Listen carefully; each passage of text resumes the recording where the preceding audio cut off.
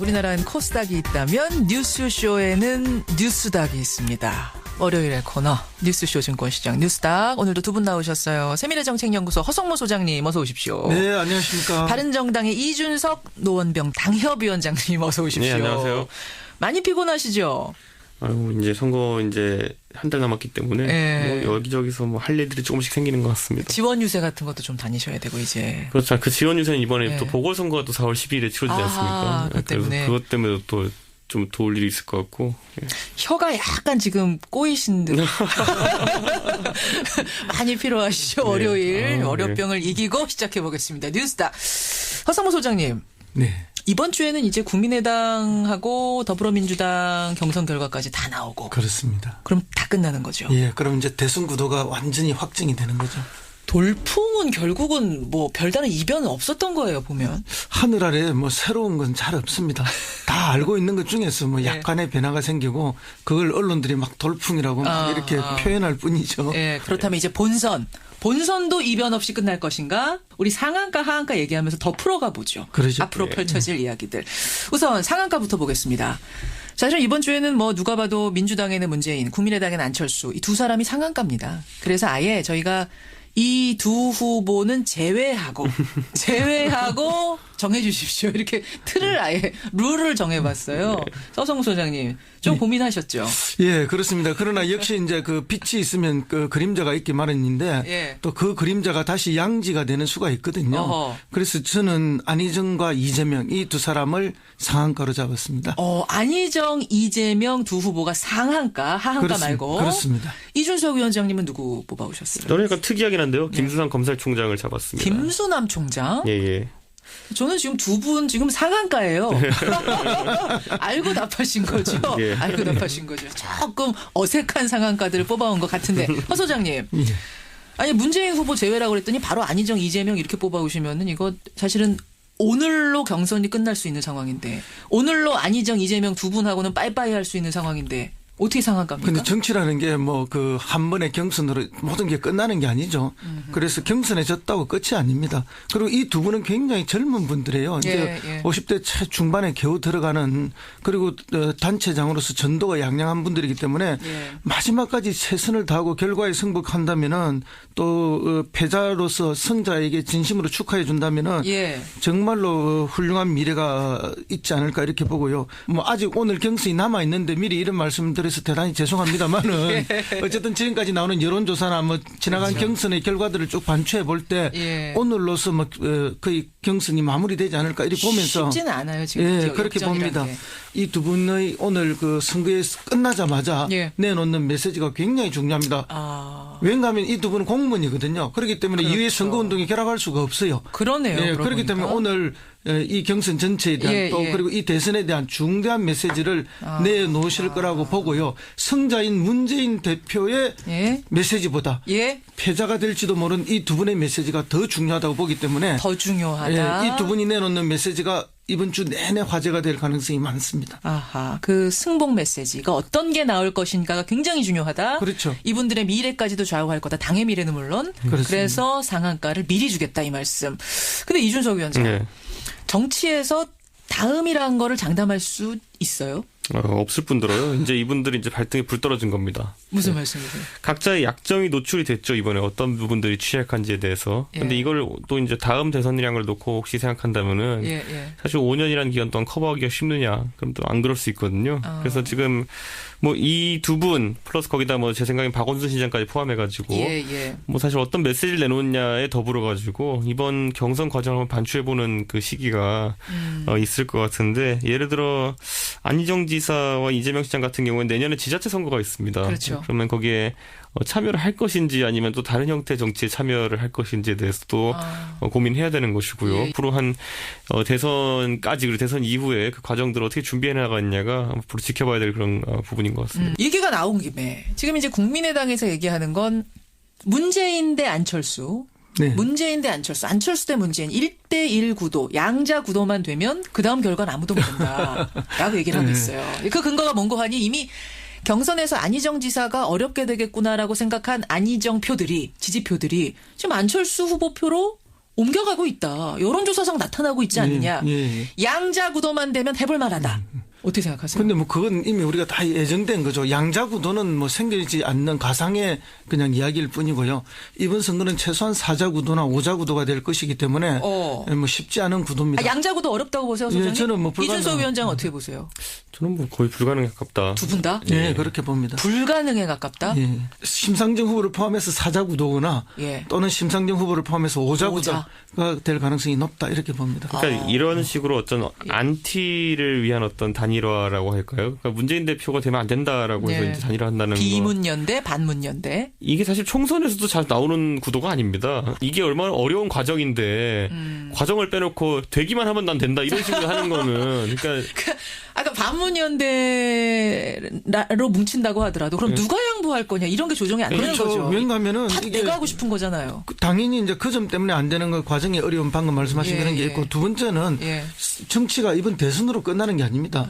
대선 후에 꽃이어서 보궐선거, 국회의원 보궐선거가 곳곳에서 벌어질 것이고 꽃이어서 또 지방선거가 생길 거거든요. 그렇죠. 각 당이 자기의 정체성과 존재 이유가 있기 때문에 대선 후보를 내지 않으면 바로 대선과 더불어 사라지는 정당이 되기 때문에 절대 제가 볼 때는 쉬운 일이 아니다. 그렇게. 허 소장님은 일단 양자구도는 말도 안 된다. 몇 그렇습니다. 자구도 예상하세요? 최소한 4자구도. 최소한 4자. 최소한 4자라고 할 때는 바른정당과 자유한국당의 통합 생각하시는 그 가능성은 일부 남아있다.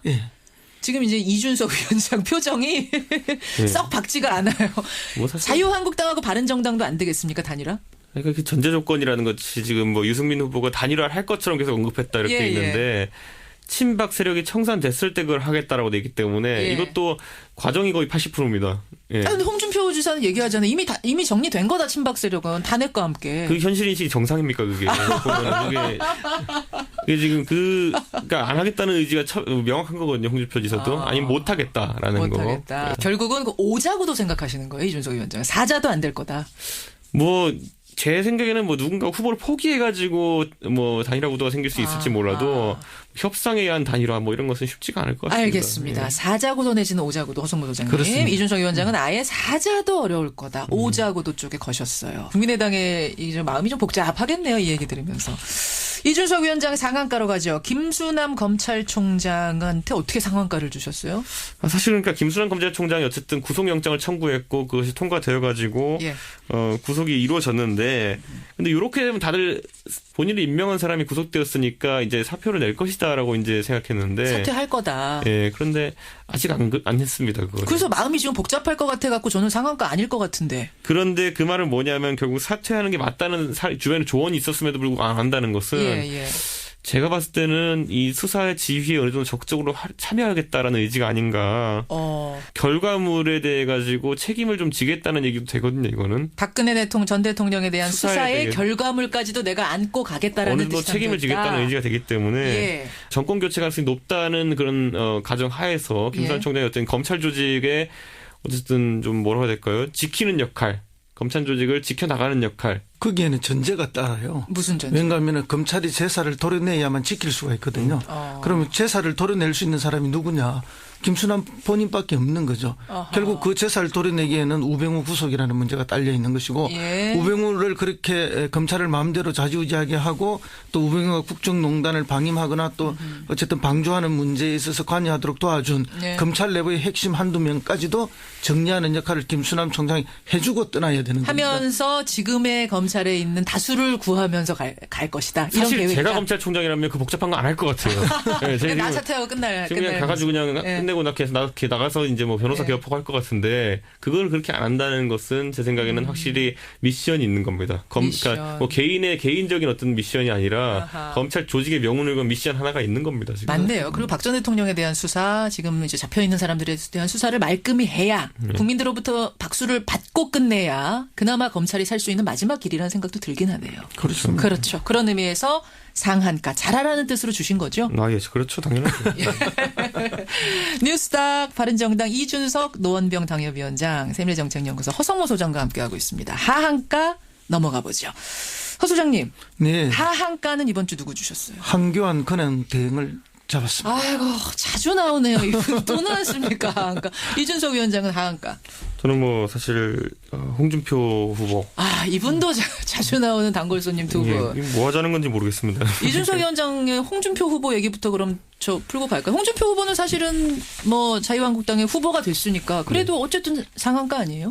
그러니까 이게 그 독배를 든 거죠. 그러니까 과거에 이제 그 사실 2007년도 대선 때 거의 뭐 그냥 당선은 당연히 한나라당이 되는 것이고 후보가 누구 되느냐로 경선에 이제 바빴던 그 시기에 정동영 후보가 됐을 때 어떤 기분이겠습니까? 후보로 됐을 때. 뭐 그런 느낌과 비슷할 정도로 판세가 쉽지 않다. 그런데도 대선 후보가 됐다라는 거는 그 당시 정동영 후보가 그래서 결국에는 최다 득표자 패배를 당하면서 사실상 그 뒤로 굉장히 수직 상승하던 정치 커리어가 꼬이게 된 계기가 되거든요. 내리막길이었죠. 그렇죠. 근데 홍준표 지사 같은 경우에는 지금 뭐 안 그래도 지금 대법원이 지금 턱밑까지 와 있는 상황 속에서 지금 이 선거 결과도 굉장히 안 좋을 것으로 예상되고 보수 정당 후보 사상 최저의 득표율이 거의 예상되는 상황 속에서 이걸 받아들였다는 거. 이렇게 나가면요, 또 대선 끝난 다음에 또 본인이 또 축출될 명분이 또 생깁니다, 보면은. 당에서 앞으로 그런 공로를 뭐 어려운 선거에 나가서 져줘서 고맙다, 뭐 이렇게 해줄 것 같지는 않습니다. 결국은 당 안에 우군이 없다는 거군요. 그렇죠. 그렇게 보시는 거죠. 그렇습니다. 우군이 없고 그럼에도 불구하고 나갈 수밖에 없는 이유는 독배라고 하지만 독배의 성격도 있지만 사실은 지금 TK가 무주공산입니다. 보수와 TK가 무주공산인데 그걸 누가 차지할 것인가. 설사 이번 대선에서 지고 독배를 하더라도 죽지만 않는다면 사람만 남는다면 어쩌면 화려한 그 맹주의 자리가 기다리고 있다. 그걸 이제 노린 건데. 그걸 노린 거죠. 그래서 이제 유승민과 저는 피 튀기는 전쟁을 하는 이유가 뭔가 하면은 결국 TK의 무주공산을 누가 차지하느냐. 그것 때문에 양보가 없을 것이라 보고 그렇기 때문에 단일화도 안 될 것이라 보고 그러게 되면은 우리 이준석 대표 이야기처럼 오자구도로 갈 가능성도 높은 것이죠. 그러니까 제 생각에 홍준표 지사가 지금 만약에 그런 어떤 보수 맹주가 되겠다는 생각하려고 그러면요.